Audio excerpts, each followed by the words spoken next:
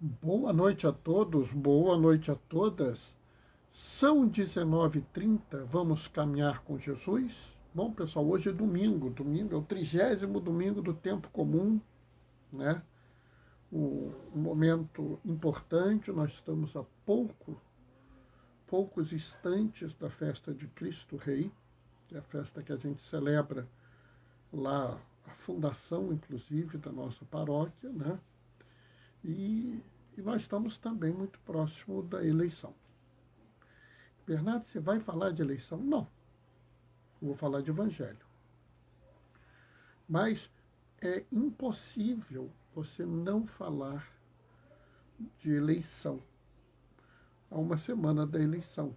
O problema é que a gente não deve entender as coisas de forma diferente. A gente vai ver o que a gente está falando aqui. A gente vai ver como o evangelho se apresenta hoje para nós. Né?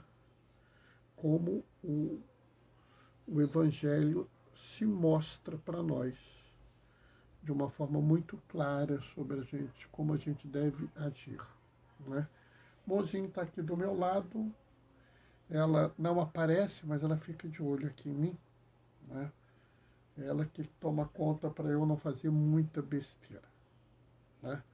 Porque um pouco de besteira eu sempre faço, mesmo ela não querendo que eu faça, porque eu sabe como é que eu sou meio boquiroto, eu vou falando as coisas assim. Ela deu uma risadinha. Né? Porque eu falo mesmo. Né? De vez em quando o pessoal olha para mim e fala assim, Bernardo, mas você vai falar isso? Vou.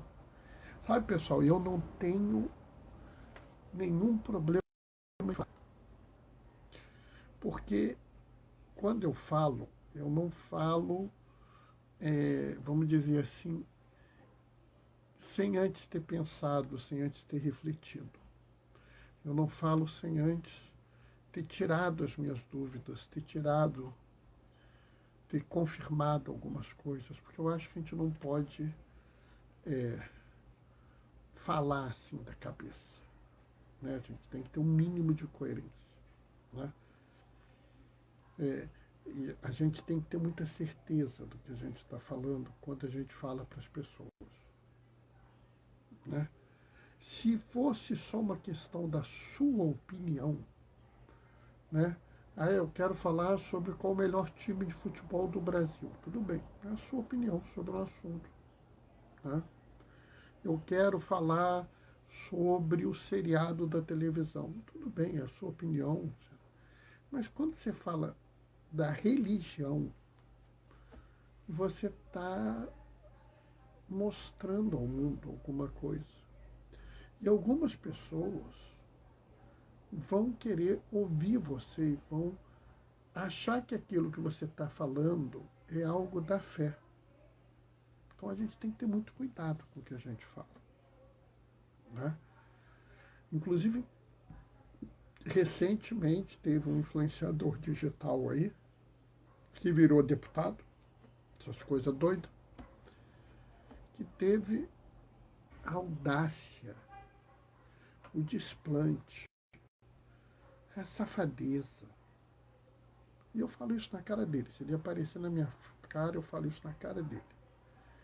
De dizer que distribuir comida é a estratégia do demônio. Porque foi distribuindo, pegando Jesus faminto, oferecendo pão que ele tentou Jesus. A perversidade dessa interpretação dele é absurda. Porque essa interpretação, ela não tem nada de fé. Ela tem uma interpretação claramente política.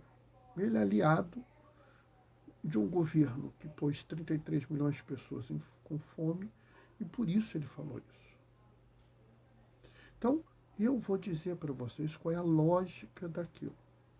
Vocês vão ver como a fala dele é perversa.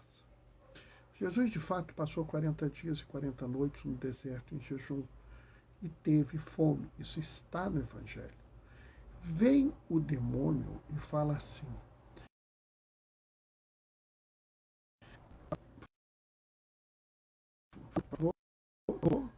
voltou. e fala assim: transforma essa pedra em pão, porque está escrito que o Senhor vai socorrer os seus fiéis. Depois ele fala de novo, e de novo, e de novo. O demônio cita a Escritura de forma distorcida para tentar Jesus.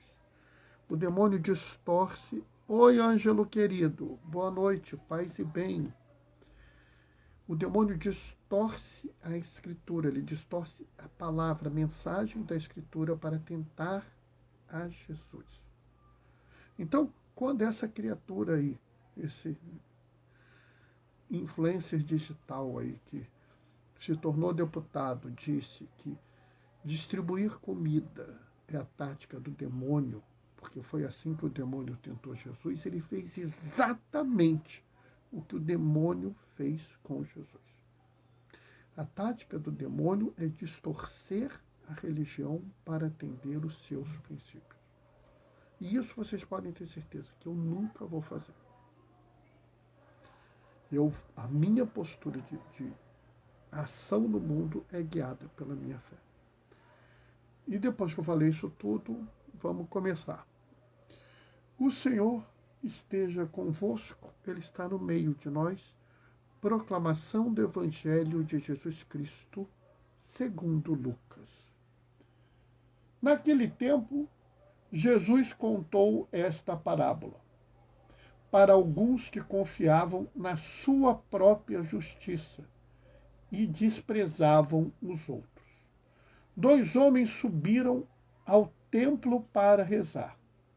Um era fariseu e o outro cobrador de impostos. O fariseu de pé rezava assim em seu íntimo: ó Deus, eu te agradeço, porque não sou como os outros homens, ladrões, desonestos, adúlteros, nem como este cobrador de imposto. Eu jejuo 2 vezes por semana, eu dou o dízimo de toda a minha renda. O cobrador de impostos, porém, ficou à distância e nem se atrevia a levantar os olhos para o céu, mas batia no peito dizendo: meu Deus, tem piedade de mim, que sou pecador. Eu vos digo, este último voltou para casa justificado, o outro não. Pois quem se eleva será humilhado, e quem se humilha será elevado. Palavra da salvação. Enquanto eu estava lendo, o Cadu entrou. Ô Cadu, boa noite, paz e bem. Sabe, pessoal, esse evangelho é muito importante. Porque se você pegar esse evangelho e as 2 outras leituras, você vê que nós estamos falando sobre o que nós vamos fazer na vida e como nós vamos encarar a nossa vida. E como nós vamos encarar a nossa relação com as outras pessoas. Porque se a gente não tomar essa decisão hoje, né, a gente vai ter problemas quando a gente estiver de frente com Jesus. Quando estiver frente a frente com Jesus, no nosso segundo encontro com Ele, a gente vai estar diante dele e o que a gente vai apresentar a Ele é a forma como a gente viveu na Terra. E é muito interessante, se você vier aqui na primeira leitura, na leitura do Eclesiástico, é muito interessante a fala que está no Eclesiástico. O Senhor é um juiz, observem bem, que não discrimina as pessoas. Ou seja, Deus não discrimina ninguém, Deus não faz acepção de pessoa, Deus não se interessa se você é branco, preto, pardo, amarelo, se é indígena, se você é homem, se você é mulher, se você é rico, se você é pobre, não interessa. Isso não faz a mínima diferença para Deus. E ele continua. Ele não é parcial em prejuízo ao pobre. Pessoal, não adianta. Não adianta falar outra coisa. Deus se preocupa com o pobre. Se preocupa com a viúva, com o órfão, com o estrangeiro. Porque eles eram os vulneráveis da época. Hoje os vulneráveis são outros. E eu garanto que Deus se preocupa com esses. E nunca julgará em prejuízo deles. Então você comece a prestar atenção. Você não pode agir em prejuízo das pessoas vulneráveis. Por quê? Porque Deus não faz isso. E vai mais adiante, observa bem. Ele fala ainda, mas escuta sim a súplica dos oprimidos. Jamais despreza a súplica do órfão e da viúva, quando desabafa as suas. Ouviram bem? Ele está pronto a ouvir a viúva, o órfão e o oprimido. E não se cala, não tampa os seus ouvidos quando eles desabafam o sofrimento. Sabe, pessoal, vamos combinar, vamos riscar da nossa vida esse negócio de mimimi. Ah, não, fulano não, não. Fulano não está fazendo mimimi. Principalmente se é uma população vulnerável. Principalmente se é uma pessoa oprimida. Principalmente se é uma pessoa que está com a sua vida em risco. Uma pessoa que está sofrendo discriminação. Uma pessoa que está marginalizada. Uma pessoa que é ofendida. Quando a pessoa desabafa contra isso, não é mimimi. Deus vai se preocupar em ouvir essa pessoa. Como é que você não se preocupa? Sabe, a gente tem que entender. Não é o Bernardo que está falando, isso está escrito aqui no livro do Eclesiástico. Né? Nenhum parente meu pensava em existir, isso já estava escrito, pessoal. A gente tem que entender que isso é uma visão, é uma iluminação que Deus nos dá. Às vezes, o Espírito Santo, ele ilumina as pessoas. A ideia surge na cabeça da pessoa e a pessoa escreve. E foi a Bíblia. Mas você pode ter alguma coisa que ilumina ali. Poxa, é assim que eu resolvo o meu problema. É o Espírito Santo. E a gente não pode parar os nossos ouvidos em relação a isso. Então, aqui está muito claro quem é o juiz que a gente está falando. E é muito interessante se a gente for adiante e for na segunda leitura, né, na carta de São Paulo a Timóteo. Porque é muito interessante que todo mundo adora essa passagem. Né? Aquela passagem, né, combati o bom combate, completei a corrida e guardei a fé. Todo mundo sabe. Isso. Mas vocês já notaram o que está acontecendo ali? Paulo, que já havia sido perseguido, Paulo que já havia sido perseguido, já havia sido julgado injustamente, já haviam tentado matar Paulo. Agora Paulo não tem saída, Paulo vai ser morto. Vai ser morto por traição. Vai ser morto porque ele está contra todo o entendimento de religião da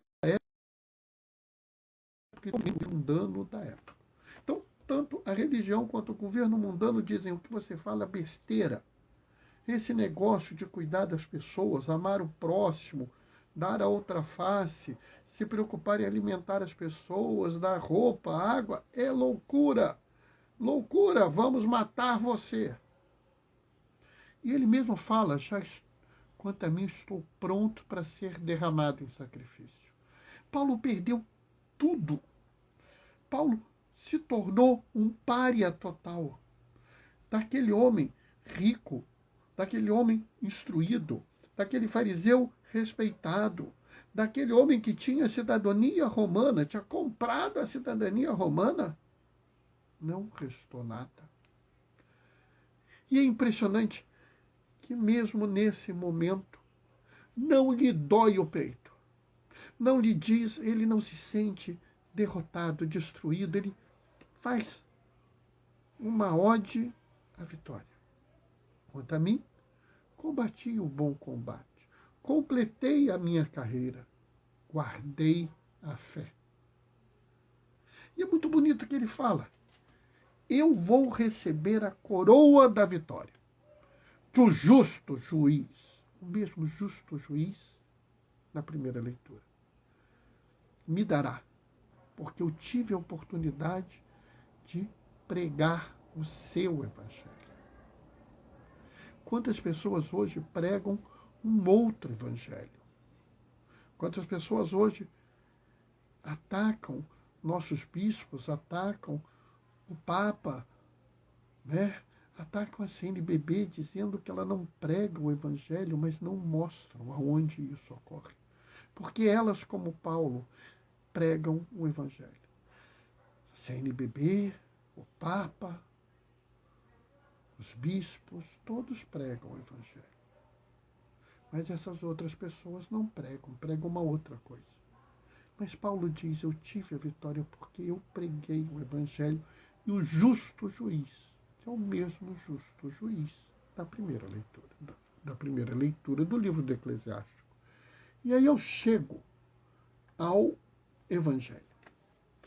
O próprio Jesus já fala do motivo. No evangelho já está escrito. Ele fala isso para as pessoas que acreditam na sua própria justiça e desprezam os outros. Vamos entender. Quando está se falando aqui, acreditam na sua própria justiça, na cabeça do judeu da época. Ser justo equivaleria a hoje nós dizermos ser salvo, ser santo. Então, ele fala isso para aqueles que acreditam na sua própria santidade, na sua própria pureza, na sua própria, vamos dizer,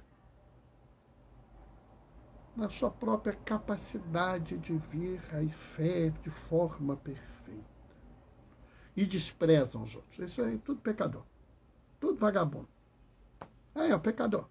Ele também, pecador, está condenado ao inferno, herege. Você conhece gente assim, tenho certeza.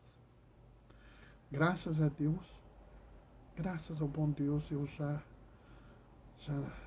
se tive essa época, foi muito pouco tempo da minha vida. Graças a Deus. Graças a Deus, o Espírito Santo já me iluminou e já me viu, já me tirou dessa visão. E ele coloca dois personagens, o fariseu, aquele que conhece a lei, aquele que entende a lei, aquele que segue a lei de forma perfeita e absoluta, vive pela lei e morre pela lei.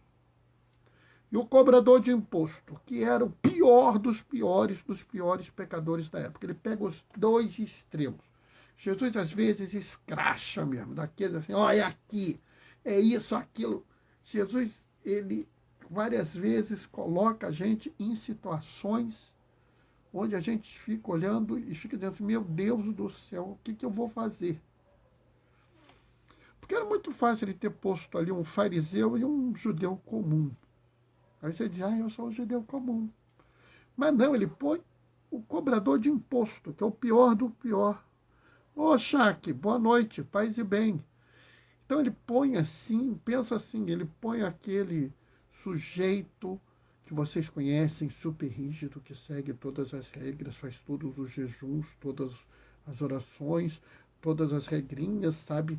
Chega tantos minutos antes da missa para rezar isso, aquilo outro, sabe? O ato de contrição do Papa Pio, não sei quanto, reza a missa em português, em latim, mas prefere o latim, sabe? Tudo.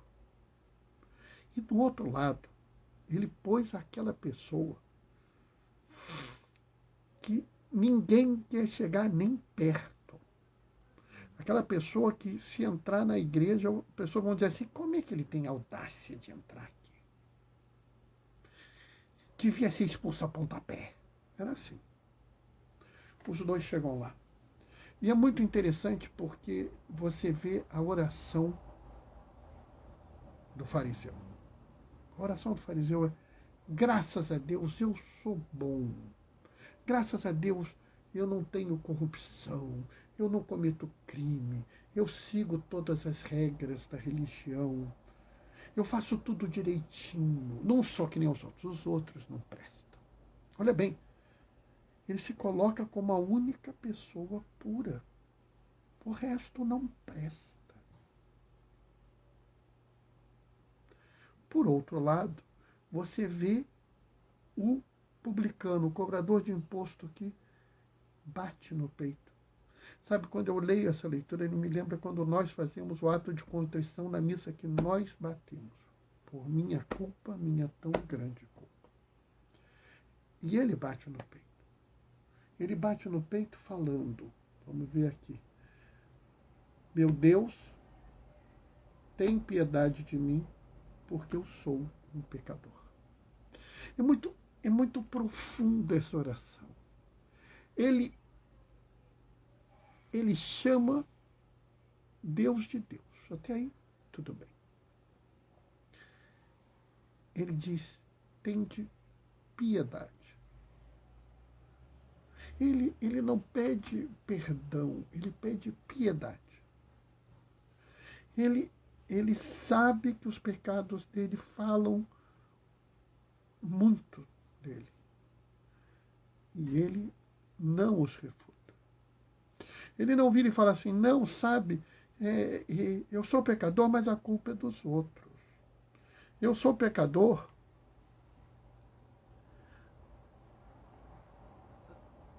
Ah, meu Deus do céu, não estou conseguindo.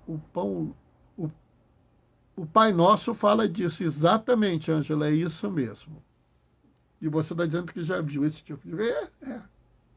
Sabe? E eu vou adiante. Ele fala assim: tem piedade de mim porque eu sou um pecador. Eu não sei se vocês lembram que existe uma outra passagem na Bíblia com uma frase muito parecida.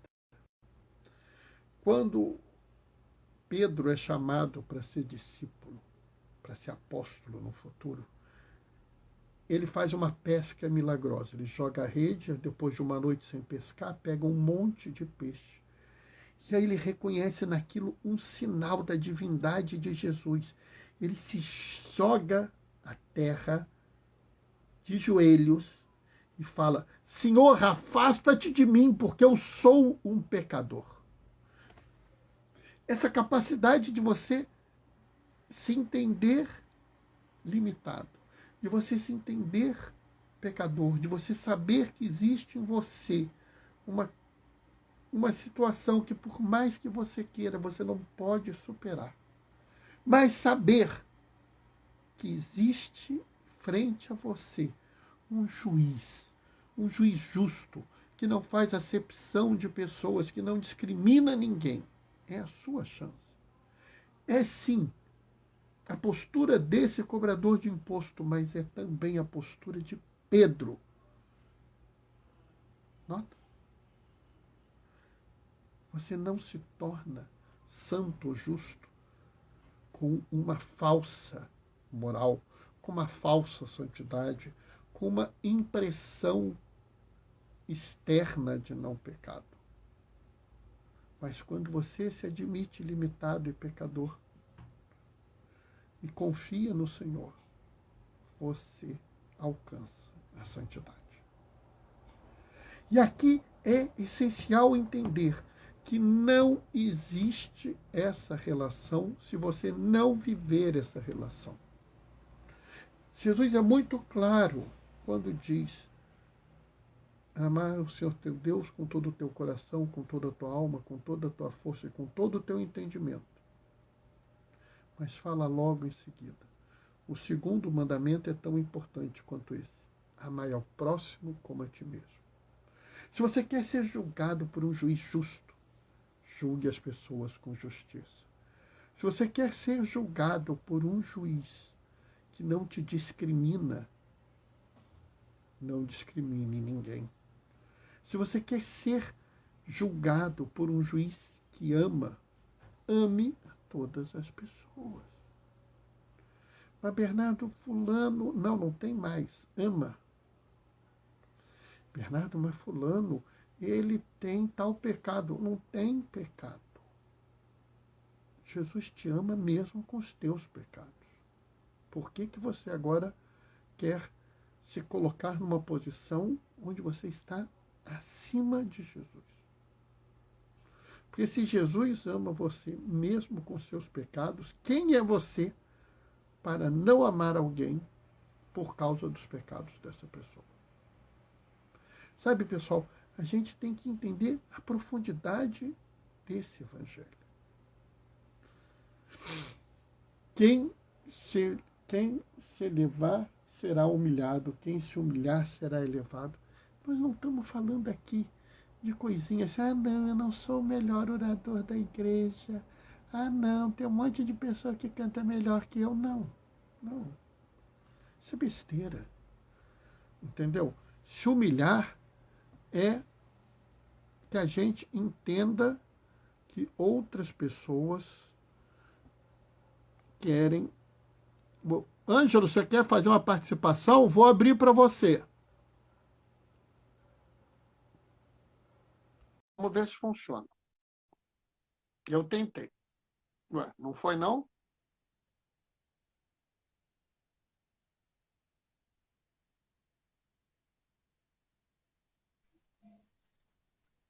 Bom, vamos ver se o Ângelo...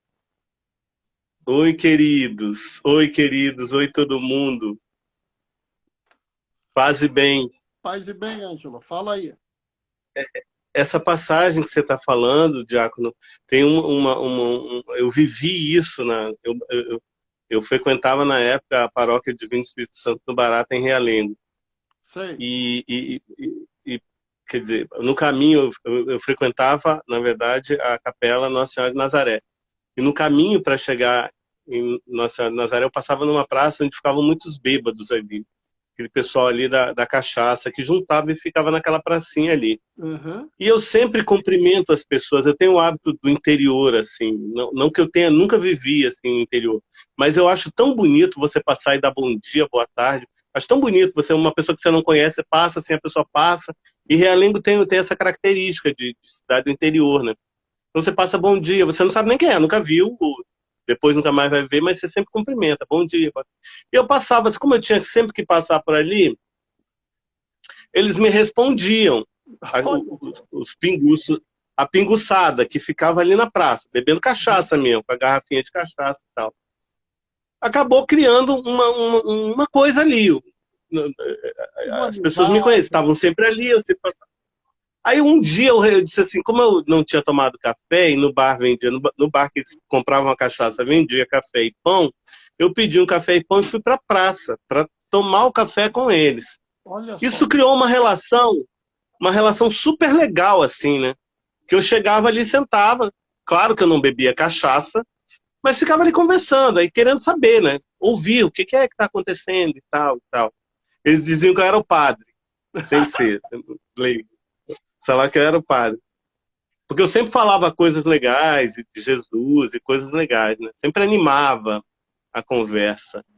E aí a gente fez o Natal na praça, a gente fez uma árvore de Natal, a gente colocou um presépio na praça para eles, a gente fez o ritual de montagem do presépio, fizemos isso com eles, assim. Animamos bastante ali a galera, o pessoal, mas era tudo, mas eles bebiam mesmo, era um negócio sério ali, de cachaça, eles bebiam mesmo. E chegou um ponto que a minha paróquia, que é Divino Espírito Santo, eu ia para a capela, que é menorzinha, com poucas pessoas. Mas na Divino começou a circular que eu tinha virado cachaceiro. Olha só. E que eu agora vivia largado só lá com aqueles pinguços, bebendo cachaça na praça. Mas, Ângelo, E meu nome foi. mas você se Eu fiquei lembra, assim, sem. Jesus disse Ah, não e beberrão? Porque ele aham. convivia com os cobradores de impostos e as prostitutas? É Sim, pois é. isso que eu estou falando. A gente precisa se colocar amando o próximo. Ah, Bernardo, Uhum. ele é um pinguço, mas a maior parte dos viciados não tem um problema moral. Eles têm, às vezes, um problema químico, às vezes eles têm um problema de uma família desestruturada, às vezes eles têm um trauma de infância. E se a gente não chegar nessas pessoas, se a gente não apresentar uma outra vivência de mundo, se a gente não apresentar uma outra possibilidade, eles não vão ter nenhuma salvação. Eu vivo dizendo ao Verdade. pessoal, a função da igreja não é salvar a alma. E antes que alguém fique Uhum. enfurecido, eu quero dizer que você não consegue salvar nem a sua alma. Eu não consigo salvar a minha alma. Quem salva as nossas almas é Espírito Santo. Jesus. Agora, Só misericórdia. exatamente, só a misericórdia. Mas nós podemos testemunhar o amor de Jesus ao mundo. O que você fez indo lá ao encontro desses irmãos, conhecendo eles, trazendo um presépio para eles, é testemunhar o amor de Jesus ao mundo. E nós estamos. Ai, olha, em Bernardo, esse episódio da montagem do presépio, tinha uma pessoa que ia lá, que bebia muito, era uma senhora. E quando a gente dividiu, Emocionante, né? Respira um pouco, respira para falar, sem pressa. eu dei para ela Maria Santíssima para ela colocar no presépio e Isso, fazer todo o ritual, né? Nossa, como ela ficou feliz, como aquilo foi redentor para ela, era uma coisa assim de exclusão tão grande. E é isso muito que você está falando aí. é exatamente Não isso. era só, era muita coisa, era muita perda, era só perda ali. Todo mundo era só perda. Até pessoas com situação financeira, aposentados, mas assim, abandonados, totalmente só, totalmente só. Assim, tudo foi só derrota na vida, só derrota, só derrota. Tinha dinheiro, mas perdeu tanto que não fazia mais sentido nada, né? Aquelas coisas que a pessoa tinha entendido como sendo fundamentais para estruturar a vida delas. Então, Exatamente. assim, Perdeu não tudo. tem, é só ouvir, né? É. Você sabe que eu vivo falando isso, né? As pessoas, por exemplo, passam por um mendigo e às vezes nem dão bom dia para ele, nem dão bom dia para ela, né? Aqui na rua eu tenho, assim, eu tomei para mim a necessidade de saber o nome dos meus mendigos. Todos os mendigos que eu encontro na rua, eu sei o nome. Eu cumprimento eles. Oi, bom dia, Hugo. Bom dia, Roque. É, Eu cumprimento eles pelo é nome, isso. né? E às vezes eu não tenho uma notinha para dar para eles. E eu faço, pô, hoje eu não tenho dinheiro, tem problema não. Porque eles se sentem acolhidos por mim. E aí é Uhum. justamente isso que eu falo. Se você não ama o próximo, como é que você vai amar Deus? Se nós É. somos criados à sua imagem segundo a sua semelhança. Né? Adriano E é Sortilho. muito legal, né? Você, Adriano, você saber o nome das pessoas é tão legal. Você saber com quem você está falando é tão legal. Passa a ser uma coisa amplia a tua vida, assim, fica maior, é muito mais coisas assim que você tem. Não só, eu não consigo mais passar e não enxergar as pessoas deitadas na calçada, não consigo mais. e Não outra consigo mais. Se eu passar, eu tenho que cumprimentar. Eu olho no olho, eu olho para a pessoa ver que eu estou olhando para ela, eu olho para ela, não é uma coisa que eu e estou mais, olhando para o. quando você dá o nome dessa pessoa, você reconhece que ela existe. Né? Papa Francisco fala muito sobre indiferença. E quando você olha e fala, bom dia, Roque, bom dia, Hugo, bom dia, Carla. Quando você fala assim, a pessoa se sente reconhecida. É o nome dela, né? E ela ouviu o nome dela. Né? É isso que é importante que a gente tenha na nossa relação. E é sobre isso que eu tenho falado aqui. É isso que travou, que nós tenhamos Então, que possam sempre se portar de forma que a gente, quando chegar na frente de Jesus, a gente possa se colocar diante dele. E que ele diga, você foi justo como eu queria que você fosse. Então agora vem ficar do meu lado. Amém? amém. Bom, Amém. Glória a Deus. hoje nós tivemos a participação especial do Ângelo, né? O Ângelo é uma pessoa famosa, porque depois que ele abriu a live aqui comigo, apareceu um monte de gente entrando, né? Então, o Ângelo deve ser uma pessoa muito famosa. Para quem não conhece, o Ângelo faz parte da pastoral da ecologia integral, né? É uma pessoa com quem eu tenho aproveitado uma boa relação, que se iniciou nas lives, né, por conta aí do Sínodo para a Amazônia, e aí a gente começou a seguir junto, né? Então tem aquele É. parceiro aqui, né? E hoje ele me deu a honra de participar da live diretamente, né? E eu vivo de... Nossa, que isso. A honra foi minha, absolutamente. Eu sigo você. Você é uma referência para mim fundamental, assim. Falo de você para todo mundo. Nossa, a sabedoria é incrível, aprendo demais, fantástico. Não é à toa que eu estou aqui falando. Hoje eu te senti assim, eu disse, não, tem que falar e fazer um depoimento, que é importante esse texto que está sendo discutido. É importante que a gente perceba que essas coisas acontecem, Você na sabe, vida da você gente. sabe, Sempre Ângelo, que acho. nós estamos no mês missionário. E o lema desse mês é: e vós sereis as minhas testemunhas. O testemunho é essencial. A grande função da igreja é testemunhar o amor de Jesus ao mundo. Porque com esse amor nós vamos Exatamente. amar as pessoas. É isso que a gente... Exatamente. Bom, vou terminar Bom, a live de hoje. e Beijo para você. Vou terminar a live de hoje. Amanhã, às 19h30, a gente se encontra de novo. Se você quiser dividir a tela comigo, como o Ângelo, amanhã. estamos aí. Se, Ângelo, você quiser dividir a tela comigo qualquer dia, é só mandar mensagem que a gente vai abrir espaço. Vou me despedir, deixando Valeu. bênção, marcando um encontro com vocês amanhã, às 19h30. O Senhor esteja convosco. Ele está no Ele meio. está no meio de nós.